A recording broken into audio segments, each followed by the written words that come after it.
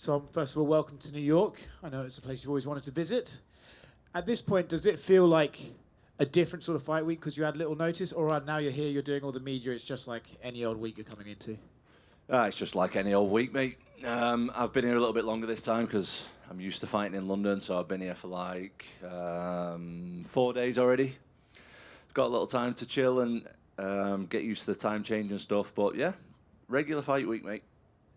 You've mentioned how you're going to do a Bisping for this fight. I remember when he fought Rockhold, he said, the lack of notice meant he couldn't overthink it. Are you feeling the same way? Exactly the same.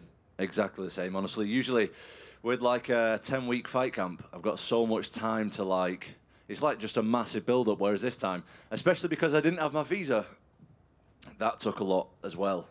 So I didn't train, didn't have my visa, and I was just scrambling around like last minute, and before you know it, they just throw me into New York. I'm here, don't even have time to think about the fight, so I think it's working to my advantage so far, but obviously I've not fought yet, so we'll see, mate, Saturday night. That said, it was pretty obvious this was the guy you were going to fight anyway, right? It seemed like he was the logical next opponent for you, so you've been preparing for him, even if you haven't been in camp, you've been preparing for this guy for a while. No. Oh. So in that case, what are you expecting? You know, everyone's talking about he's, very dangerous early on, so are you. So maybe the tactic should be, let's take him into deep waters and see how he does there, or do you rely on your own ability to get them out of there early and just be aggressive from the opening bell? I don't know. I think it's heavyweight MMA. You got to see what happens. He's a very, very dangerous guy, as am I. And yeah, mate, I'm just focused on going in there and enjoying it. Like, this is my absolute dream, fighting in Madison Square Garden, heavyweight title. Pavlovich, like, everything is coming together, and I'm just going to go out there and do my thing and enjoy it. What does it mean to fight in Madison Square Garden? Can we switch it to someone who doesn't ask shit questions, please? Oh, that's very mean. No, it's pretty obviously it's amazing. It's amazing. I would rather fight in Madison Square Garden than anywhere else in the world. So, very excited about it. Okay. Last one from me. Chael Sonnen says the winner of this fight is the real heavyweight champion. I'm curious if you agree. Well, if Chael says it, if he says it, I will definitely agree. I'm not arguing with that guy. We see what that guy gets up to. I do not want to argument with him. So, I would agree. Tom, who did you think would be your most logical next opponent when you said no, that when Oscar just asked if Sergei was your most logical one next? I wasn't really saying no to the fact that he was the most logical next opponent. I was saying no to the fact that I was preparing specifically for him. I wasn't preparing really for anybody. I was preparing for nothing. I was just in the gym training, helping other training partners who's got fights coming up and stuff, so I wasn't really preparing for anybody.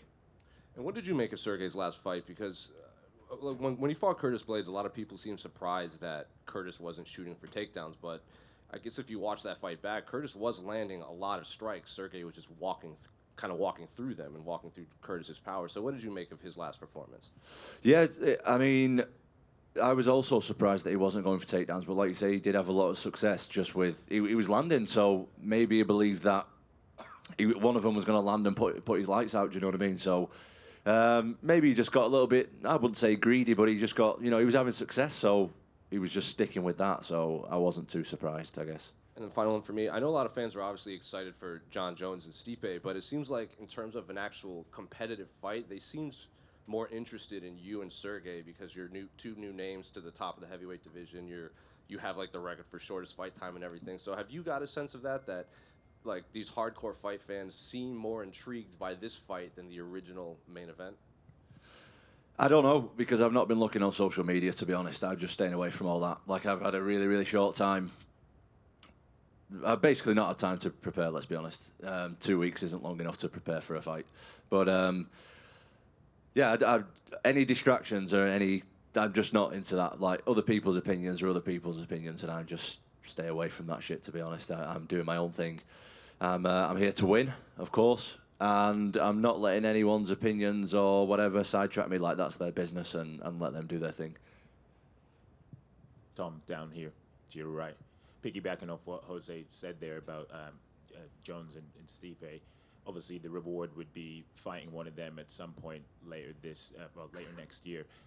How are you putting that to the back of your mind ahead of this fight? Because I know that you've said before on record that you've wanted to fight Jones and be the first man to hand him a legitimate loss, and then obviously the prospect of fighting Stipe, who's considered the greatest heavyweight of all time.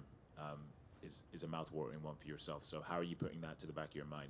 No, it's quite easy to put it to the back of my mind, to be honest. I've got this absolutely massive Russian going to come at me on Saturday, throwing absolute bombs. So if I was to think past that, that would be a little bit silly. So I'm just focused on Pavlovich right now. I'm not thinking about anything else at the moment.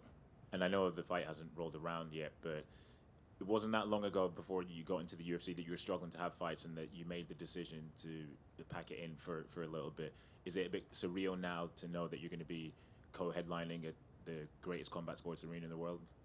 Yeah, I guess so, but I kind of expected it as well. You know, I've had a couple of tough times earlier in my career and stuff with injuries and with not being able to get matches, and I was really struggling for money at a few points as well, which was tough because I got children and stuff. So, yeah, I mean, it was, but also on the other hand, like I expected to be here. I expected to be UFC heavyweight champion. I expected to fight in New York one day, and yeah, so it is and it isn't. Like, when I think back about how far I've come and stuff, it's good, but I don't really have time to do that. Like, I think that's something that I'll look at maybe when I've retired, because at the minute I'm just like in the moment. At the minute I'm just looking forward to Saturday, and I'll think about all that stuff probably when I'm done with this sport. And the odds are seemingly stacked against you. I mean, taking this fight on 2 weeks' notice is defying the odds. Something that you're relishing, that prospect. I like that. I like it a lot, to be honest. I'm fighting the scariest guy in MMA, in my opinion, in the worst circumstances possible without a training camp. But I obviously think I can win.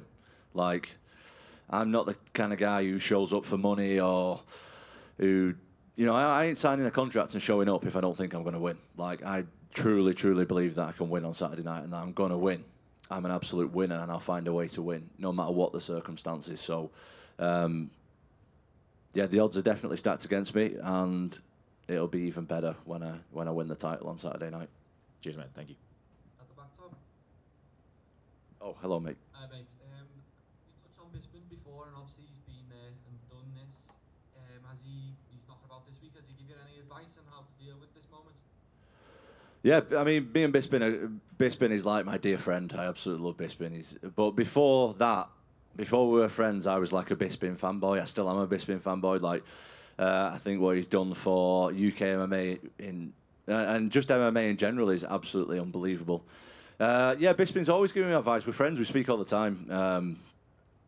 Yeah, he just tells me to just enjoy the moment. Don't let it overwhelm you.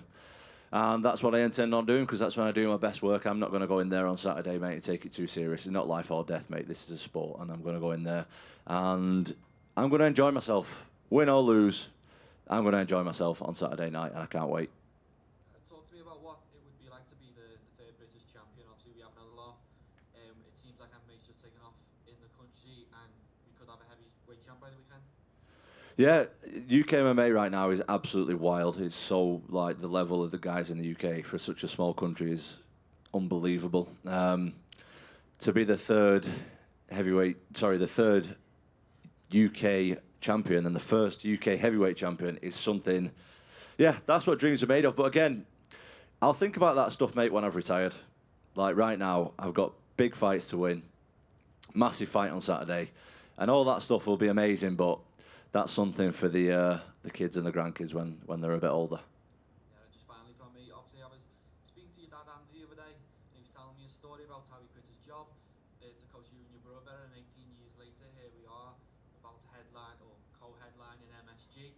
What would it mean to put that title on your dad's shoulder on Saturday night? Well, that's the most important thing for me. Like, ask anybody who I've ever trained with. Like, I've trained at plenty different gyms all over the world. Obviously, I've been training, mate. I've been involved with martial arts since I was 8 years old, and I'm 30. So it's been a long time. It's been plenty gyms. It's been plenty travel. There's been a lot, and every single person in every single gym will know my father because he's there literally every single session. Literally every session, near enough. From the time of me being 8 years old to me now being 30 years old, he's been there. So, yeah, that'll mean everything to me to give him the title. Thanks, mate. Good luck. Tom, just over here, just going off of that, you know, he's been such a massive part of your career. What was it like giving the news to him when you first heard that you would be taking this opportunity? Well, he actually found out last because, so the UFC called me early in the morning at like 4 a.m. I accepted the fight. And they announced it straight away, which is something that I didn't realise that they were going to do. I thought they were like going to, I don't know, leave it for a while or whatever. Maybe let me sign the contract first. But yeah, they announced it like instantly at 4 a.m. But I don't know what time it was in Vegas. But it was 4 a.m. UK time. My dad woke up at like 9 a.m. or whatever, and obviously 4 or 5 hours had passed, and the whole world knew about it, and he had no idea. So he rang me. I was like, "What's this about you fighting Pavlovich like in 2 weeks?" So yeah, he was last, but you know, I feel like I'm ready to go. At the end of the day, it's me who's got to step in there, and if I feel ready, of course, if he turns around and says, "Listen, you shouldn't do it," I will definitely listen to that. But he didn't say that. Like he said, he was happy with it. And you have been matched up with Sergei before in the past. Obviously, they did, you know, those fights didn't happen. Did that give any advantage in terms of obviously the short preparation that you've had? I don't know, because it was a couple of years ago now I was supposed to fight him. Like the last time I was supposed to fight him, and I think we've both evolved so much. Especially, I think I've improved a lot since then. You know, I know his style and his tendencies and stuff, but the guy's straight up dangerous. I'm not even going to like beat around the bush and bullshit it. Like the guy is really, really dangerous if you play his game. So I kind of know what to expect, but I've had a lot of fights at this point, and it doesn't always work out the way you think it's going to work out watching it on TV and then stepping in there in front of 20,000 people and millions around the world. It doesn't always work out like you imagine in your mind. So I think I know what I'm up against, but I don't really know until I step in there on Saturday. And you've never made it into the third round, so are you anticipating that this could go the distance? And how have you been preparing yourself physically for that? I mean, I don't want it to go into the third round. If I can knock him out with the first punch, I will do. Do you know what I mean? If I can take him down and submit him in 30 seconds, I definitely will do that as well. But if I've got to go 5 or 3 or whatever, like, I'm happy with that as well. Like, I'm pretty prepared. I was keeping my body in decent shape. Ideally, I would have liked 10 weeks, but I've not had that, obviously. But I'm a professional athlete, and I take my job very serious, so I'm always in decent shape. And you've said in the past that there's been some aspects of your game that you haven't been able to show yet because of the short octagon time. So do you think we see a different Tom Aspinall on Saturday? Oh, there's a million things I've not had a chance to show, but on the other hand, there's probably a million things that he's not had a chance to show as well. He's got really short octagon time as well. The same as that goes for every UFC athlete, MMA athlete. Like we get 15 minutes, 25 minutes to show everything we can do. It's not long enough. So, yeah, there's a lot of stuff there that I've got to show him that he's never seen before, and I'm sure he's got a lot of stuff to show me that I've never seen before from him. So, that's what makes this sport so exciting, I guess. Thank you. Thank you. Gang, we have time for 2 more. 1, 2. So, this is for the interim title. What do you think, should John Jones perhaps have vacated the title and this should be for the unified championship, or are you just fine with the interim? No, I'm just fine with the interim. I'm not too bothered. It'll all work itself out, I'm sure. John Jones is obviously one of the best to ever do it. I would love to share the octagon with him one day. Got a lot of respect for him. Absolutely love his game. Massive fan of his. But as far as if it's for the interim title or the vacant title, doesn't really bother me too much. So no care if he had vacated or not, and do you plan on calling him out should you win? I'd love to fight John Jones. I've said that all along. It's no like disrespect to John Jones. I couldn't respect him more, like what he's done in the sport and stuff. Yeah, I'd like to fight John Jones after this for sure. Hey Tom, back here in the back left. How do you feel physically and athletically? You've had a fight since the injury, and although not a full camp this time, but how much different are you mentally and with your physical skills since the injury? Well, me pre-injury would have never took a fight like this. Absolutely never. So I think that just says where I'm at mentally. Like I would have never ever done this before I injured my knee, because I was struggling with a bad knee for a long time. My training now, I train with heavyweights like every day, every single day for the last like 18 months now. So I know exactly where my body's at. Before, I guess I was kind of guessing where my body's at a lot because I wasn't training with heavyweights regular, and now I train with heavyweights every day. So I know that I've got the size and the strength and all the rest of the stuff, the physical attributes to fight, and I know when I'm ready to fight. And obviously I wouldn't have took this fight if I didn't think I was close to being ready. So I'm much more confident now, mate, moving forward. And what What's it like assessing an opponent like Sergei, who has a lot of fights that are mostly quick knockouts? How difficult is it to look for a weakness from someone like that? Well, you basically can't find a weakness.